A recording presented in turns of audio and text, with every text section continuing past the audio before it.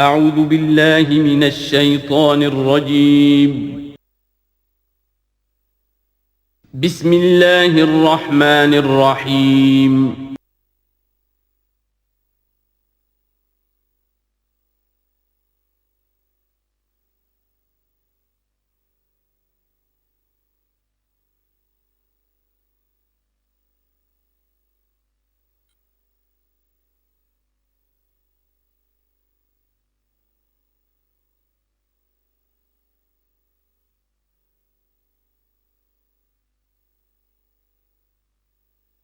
اب خطاب ہے ایاک نعبد و ایاک نستعین، ہم صرف تیری ہی بندگی کرتے ہیں اور کریں گے، اور ہم صرف تجھ ہی سے مدد مانگتے ہیں اور مانگیں گے۔ یہ ترجمہ میں کیوں کر رہا ہوں کہ یہ فعل مضارع ہے۔ عربی زبان میں فعل مضارع حال اور مستقبل دونوں کو کور کرتا ہے۔ ایاک کا جو ہے مفعول فاعلی جو ہے، مفعول جو ہے اس میں ضمیر مفعولی اسے پہلے لا کر حشر کا مضمون پیدا ہو گیا۔ ہم تیری بندگی کرتے ہیں نہیں، ہم تیری ہی بندگی کرتے ہیں اور کریں گے۔ حال میں ترجمہ کیجئے تو یہ اظہار حال ہے، اور مستقبل میں ترجمہ کیجئے تو یہ ایک عہد ہے، قول و قرار ہے، بہت بڑا معاہدہ ہے۔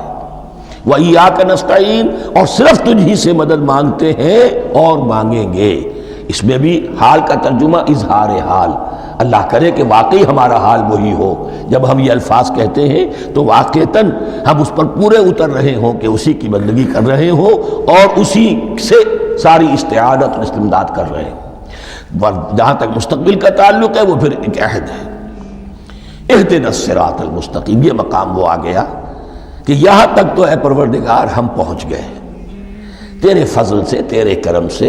فطرت سلیمہ بھی تیری عطا کردہ تھی، عقل سلیم بھی تیری ودیعت کردہ تھی، ان دونوں کی روشنی سے ہم یہاں تک تو پہنچ گئے۔ اب ہماری جو ضرورت ہے، احتیاج ہے، وہ کیا ہے؟ اہدنا الصراط المستقیم، ہدایت بخش ہمیں سیدھے راستے کی۔ یہاں دو باتیں سمجھ لیجئے۔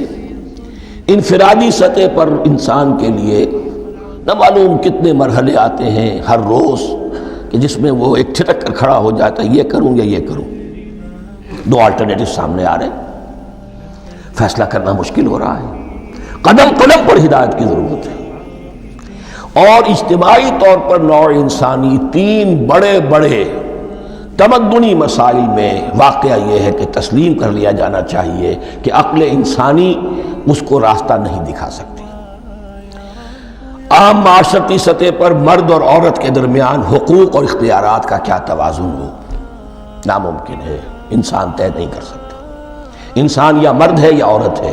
عورت سوچے گی اپنے لحاظ، اپنے جذبات کا، اپنے خیالات کا لحاظ رکھے گی، مرد کے جذبات و احساسات کا اسے اس کا کوئی تصور ہی ممکن نہیں۔ مرد سوچے گا اسے اپنے احساسات معلوم ہے، لیکن یہ کہ عورت کے احساسات سے وہ نابلد ہے، ان کو محسوس کر ہی نہیں سکتا۔ لا محالہ وہ اپنے بارے میں وہ جو بھی نظام بنائے گا اس میں وہ اپنی بالادستی رکھے گا۔ وہ تو ایک ہی ہستی ہو سکتی ہے کہ جو دونوں کی خالق ہے، مرد کی بھی عورت کی بھی، اور اس کو دونوں سے محبت ہے، دونوں کا خیر خواہ ہے، دونوں کا رب ہے، دونوں کو پروان چڑھانا چاہتا ہے۔ اسی طرح فرد اور معاشرہ یا ریاست، حکومت اور ریاست ہمیشہ یہ چاہتی ہے کہ سارے اختیارات ہمارے ہاتھ میں آ جائیں، ٹوٹلیٹیرین سوسائٹی ہو، بس ہم حکم دیں اور لوگ اس پر چلیں۔ افراد یہ چاہتے نہیں، ہمیں آزادی ہونی چاہیے۔ اب آپ دیکھیے کہ دنیا میں کتنے جھگڑے چلتے ہیں اسی پر، فریڈم فریڈم فریڈم۔ وہ فریڈم واقعتاً اپنی جگہ پر ایک شے ہے، افراد کی آزادی ہونی چاہیے، لیکن افراد کی آزادی اتنی نہ ہو جائے کہ وہ مادر پدر آزاد ہو جائے، کوئی قانون، کوئی قاعدہ، کوئی اخلاقی، کوئی حدود اور قیود جو ہے ان کا پابند نہ رہے۔ تو اب کہاں ہے وہ نقطہ اعتدال کہ جس میں انسان کی انفرادی آزادی، انفرادی اختیار اور ادھر اجتماعی مصلحتیں جو ہیں ان کو بیلنس کیا جا سکے؟ انسان طے نہیں کر سکتا، صرف اللہ ہی اس کے لیے نظام دے سکتا ہے۔ تیسرا مسئلہ ہے سرمایہ اور محنت، اس میں کیا توازن ہو؟ سرمایہ اور محنت دونوں مل کر کچھ بنا رہے ہیں، کچھ پروڈیوس کر رہے ہیں۔ اب اس میں نفع جو ہوا ہے اس میں سرمایہ کا کتنا حصہ ہونا چاہیے اور لیبر کا کتنا ہونا چاہیے، کون طے کر سکتا ہے؟ اس کے لیے بھی کہ ایسا نہ ہو کہ سرمایہ داری جو ہے آکاش بیل بن کر پورے معاشرے پر چھا جائے، اور غریب بیچارہ، مزدور بیچارہ، کاشتکار بیچارہ، وہ گویا کہ چکی کے دو پارٹوں میں پس کر رہ جائے، اس کی کوئی حیثیت نہ رہ جائے۔ لیکن یہ کہ دوسری طرف اگر یہ کہ مزدور کا جو حق ہے اس سے زیادہ اس کو دے دیا جائے تو سرمایہ جو ہے وہ سکڑ جائے گا، شائی ہو جائے گا، وہ پھر میدان میں نہیں آئے گا۔ کیا کیا جائے؟ کون سا نقطہ عدل و اعتدال ہے؟ یہ تین مسائل ایسے ہیں، اہدنا الصراط المستقیم۔ تو یوں سمجھیے کہ ایک جو بنیادی ہدایت تھی، ایک اللہ کو پہچان لینا، یہ جان لینا کہ کل حسن و جمال اور تمام انعام و اکرام کا منبع اس کی ذات ہے، وہ رحمان ہے اور رحیم ہے، اور یہ جان لینا کہ مرنے کے بعد جی اٹھنا ہے، حساب کتاب ہے، فیصلہ ہوگا جزا و سزا کا، اور مختار مطلق اس دن کا اللہ ہے۔ پھر یہ عہد کر لینا ایاک نعبد و ایاک نستعین۔ اس کے بعد دعا، پروردگار ہمیں ہدایت پر قائم رکھ، ہماری ہدایت میں اضافہ فرما۔ اس ہدایت کے لفظ کو سمجھ لیجئے، بنیادی ہدایت، تفصیلی ہدایت، قدم قدم پر ہدایت، ہدایت پر ہدایت۔ والذین اہتدوا زادہم ھدی، جو لوگ ہدایت کے راستے پر آتے ہیں اللہ ان کی ہدایت میں اضافہ کرتا ہے۔ تو یہ قدم قدم پر ہمیں ہدایت کی ضرورت ہے اور مرحلہ وار ضرورت ہے۔ ہدایت اس کو بھی کہتے ہیں کہ کسی نے آپ سے کوئی پتہ پوچھا، آپ نے کہا ادھر جانا، پھر دوسری گلی میں مڑنا، پھر جانا دو تین لائٹیں چلے جانا، پھر مڑنا، وغیرہ وغیرہ، یہ بھی ہدایت ہے۔ نظری طور پر آپ نے بتایا ہے۔ ایک ہدایت یہ ہوئی کہ بھائی میں چلتا ہوں آپ کے ساتھ، میں آپ کو وہاں تک پہنچا دوں گا تاکہ آپ کو دقت نہ ہو، آپ نے منزل تک پہنچا دیا۔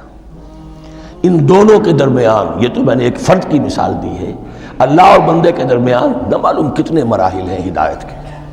تو کسی وقت بھی انسان اپنے آپ کو ہدایت خداوندی سے مستغنا نہیں سمجھ سکتا، اور نہیں تو پروردگار جو ہدایت دی ہے اس کو ہدایت پر قائم رکھ۔ کیا پتہ شیطان کا کوئی حملہ، کیا پتہ ہمارے نفس کی کوئی شرارت کسی ایسے رخ پر ہمیں ڈال دے کہ اب تک کی ساری کمائی بھی ضائع ہو جائے۔ لہذا یہ نہ سمجھیے کہ جب یہ ساری چیزیں ان کو معلوم تھی، ان چیزوں کا تو اقرار کر رہے تو اب ہدایت کون سی مانگ رہے ہیں؟ تو ہدایت کا تو بڑا میدان کھلا ہوا ہے، اور اس ہدایت کی وہ جو میں نے آخری شکل آپ کو بتائی ہے کہ منزل مقصود تک پہنچا دے، یہ ہدایت بھی قرآن مجید میں اس معنی میں بھی لفظ آیا ہے کہ اہل جنت جب جنت میں داخل ہوں گے تو جو ترانہ حمد ان کی زبان پر اس وقت ہوگا وہ کیا ہے؟ الحمدللہ الذی ہدانا لہذا وما کننا لنہتدی لولا ان ہدانا اللہ۔ کل شکر اس اللہ کا جس نے ہمیں یہاں تک پہنچا دیا، ہدایت دی، یہاں تک پہنچا دیا، اور ہم ہرگز نہ پہنچ پاتے، ہم ہرگز ہدایت یافتہ نہ ہو سکتے اگر اللہ ہی ہمیں ہدایت نہ دیتا۔ اہدنا الصراط المستقیم، سیدھا راستہ، صراط الذین انعمت علیہم۔ اب اس کی مزید وضاحت ہے، راستہ اس کا ان لوگوں کا جن پر تیرا انعام ہوا۔ یہ کون لوگ ہیں؟ اس کی وضاحت آپ کو ملے گی سورہ نساء میں، من یطع اللہ والرسول فاولئک مع الذین انعم اللہ علیہم من النبیین والصدیقین والشہداء والصالحین۔ چار طبقات ہیں منعم علیہم جن پر اللہ کا انعام ہوا ہے۔ چوٹی پر انبیاء کرام، اس کے بعد صدیقین کرام، اس کے بعد شہداء عظام، اس کے بعد عام صالح مسلمان، صالح ہو۔ یہ بیس لائن ہے۔ اس سے اوپر کا درجہ شہداء کا ہے، اس سے اوپر کا درجہ صدیقین کا ہے، اور پھر اس سے اوپر کا درجہ انبیاء کا ہے۔ انبیاء میں سے پھر وہ بھی ہوتے ہیں کہ جو اولو العزم میں من الرسل ہیں، لیکن یہ چار طبقات ہیں، ان کے راستے پر ہمیں چلا۔ غیر المغضوب علیہم ولا الضالین، جو مغضوب علیہم نہیں ہوئے، جن پر تیرا غضب نہیں ہوا، اور غضب ہوتا ہے ان پر کہ جو ہدایت کے واضح ہونے کے بعد ہدایت کو ترک کر دیں، وہ ہے مغضوب علیہم۔ جنہیں ہدایت مل گئی ہو، ہدایت کو پہچان لیا ہو، پھر اپنی شرارت نفس کی وجہ سے، اپنی نفسانیت کی وجہ سے، اپنے تکبر کی وجہ سے، اپنے حسد کی وجہ سے وہ اس حق کو رد کر دیں، اس کو ترک کر دیں، ان پر اللہ کا غضب آتا ہے۔ اور اس میں اس کی بہت بڑی مثال تاریخ کے اعتبار سے یہودی ہیں۔ اللہ نے انہیں ہدایت دی، کتابیں عطا کی، تورات، انجیل، زبور، سینکڑوں نبی ان میں مبعوث کیے، 1400 برس تک نبوت کا تار ٹوٹا ہی نہیں، مسلسل۔ ابتدا میں بھی 2 نبی، موسیٰ اور ہارون، اور اختتام پر بھی 2 نبی، عیسیٰ اور یحییٰ علیہ السلام، اور ان کے مابین کوئی لمحہ نہیں آیا ہے تاریخ بنی اسرائیل میں جبکہ کوئی نہ کوئی نبی موجود نہ ہو۔ لیکن انہوں نے اپنی شرارت نفس کی وجہ سے ہدایت تورات سے بھی منہ موڑا، اور پھر سب سے بڑی بات یہ کہ ہدایت محمدی سے، ہدایت قرآنی سے بھی صلی اللہ علیہ وسلم منہ موڑا۔ وہ ہے مغضوب علیہم ولا الضالین، اور نہ ہی گمراہ ہوئے۔ یہ لفظ جو آتا ہے عربی زبان میں گمراہ کا بھی ہے اور تلاش حق میں بھٹکنے والے کا بھی ہے۔ ایک وہ شخص ہے جس پر حق ابھی واضح نہیں ہوا، وہ تلاش میں ہے، اس کے لیے بھی ضال کا لفظ آئے گا۔ اسی طرح کوئی شخص کسی کے عشق اور محبت میں ایسا ہو جائے، دیوانہ ہو جائے، اس کو بھی ضال کہتے ہیں، یعنی اس کے اوپر جذبات کا اتنا غلبہ ہو گیا ہے کسی کی محبت اور عشق کی بنا پر۔ تو حضور کے لیے یہ لفظ آیا ہے وَوَجَدَكَ ضَالًّا فَهَدَىٰ، اور یہ تو سورۃ الضحیٰ ہے، اکثر بیشتر لوگوں کو یاد ہوگی۔ تو یہ جو ضال کا لفظ ہے اس میں سمجھ لیجئے ضروری نہیں ہے کہ وہ گمراہ ہو، بلکہ وہ بھی کہ جو ابھی راہ ہدایت کی طلب میں اس کے حصول کے لیے اس کی تلاش میں کوشاں ہیں، اور وہ بھی کہ جو کسی مغالطے کی وجہ سے حق سے منحرف ہو جائے۔ یہ بھی جان لیجئے کہ ایک ہے بدنیتی، تکبر، حسد، حق کو جان کر پہچان کر رد کر دینا یا چھوڑ دینا یا ترک کر دینا۔ ایک ہے کسی غلطی میں، کسی جذبات کے اندر آ کر، کسی غلو کے اندر مبتلا ہو کر اور حق سے منحرف ہو جانا۔ اس کی جو سب سے بڑی مثال ہے وہ نصارہ ہے، عیسائی ہے۔ حضرت مسیح کو انہوں نے مانا لیکن غلو کیا۔ یہ لفظ آئے گا آگے، لا تغلو فی دینکم، اپنے دین میں غلو نہ کرو۔ جیسے ہمارے ہاں بھی بعض لوگ ہیں جو حضور صلی اللہ علیہ وسلم کی تعریف میں، حضور صلی اللہ علیہ وسلم کے ساتھ اپنی محبت کے اظہار میں غلو کر جاتے ہیں۔ یہ انتہا درجے کو ہو گیا تھا حضرت مسیح علیہ السلام کے ماننے والوں میں، اور اس کی بنا پر انہوں نے تثلیث کا عقیدہ ایجاد کر لیا اور حضرت مسیح علیہ السلام کو اللہ کا بیٹا بنا دیا۔ تو اس کی سب سے بڑی مثال ضالین کی اس اعتبار سے کہ ہدایت پانے کے بعد کسی بدنیتی سے نہیں بلکہ کسی اچھے جذبے میں غلو کی وجہ سے، رسول سے محبت کرنا تو اچھا جذبہ ہے لیکن یہ محبت بھی ایک حد میں رہنی چاہیے۔ غلو کرے گی تو ظاہر بات ہے کہ اس کے بعد وہ گمراہی کی طرف لے جائے گی۔ تو یہ ہے اس سورہ مبارکہ کا ترجمہ، اور اس کے بعد آخر میں آمین کہنا یہ مسنون بھی ہے، کہنا چاہیے۔ البتہ اختلاف یہاں بھی صرف اتنا ہے کہ نماز میں جب آپ امام کے ساتھ ہیں، وہ اگر جہری قرات کر رہا ہے تو آیا اس کے بعد آپ کو بھی بالجہر کہنا ہے آمین یا نہیں کہنا، یہ اختلاف ہے، ان میں کوئی فرق واقع نہیں ہوتا۔ یہ چیز متفق علیہ کہ کہنا ہے آمین، بلکہ یہ آمین تو یہودیوں میں ہے، یہ آمین جو ہے یہ عیسائیوں میں بھی ہے۔ ان کی بھی جو پریئر لارڈس پریئر ہے اس کے بعد آمین، وہ آمین کہتے ہیں، وہ فرق، وہ لفظ ایک ہی ہے، اس لیے کہ عبرانی زبان اور عربی زبان یا تو ہم یہ کہہ سکتے ہیں کہ دونوں بہنیں ہیں، کوئی ایک مشترک زبان تھی ان کی ماں جس کی یہ 2 بیٹیاں ہیں، اور یا یہ کہنا پڑے گا کہ عربی زبان کی ماں جو ہے وہ عبرانی زبان ہے۔ بہرحال بڑا قریبی رشتہ عربی کا اور عبرانی کا ہے، اس اعتبار سے وہ آمین۔ اب آپ کو معلوم ہے ہم السلام علیکم وہ کہتے ہیں، وہ سلام کہتے ہیں، فرق کیا ہے؟ وہ تو تلفظ کا فرق ہے۔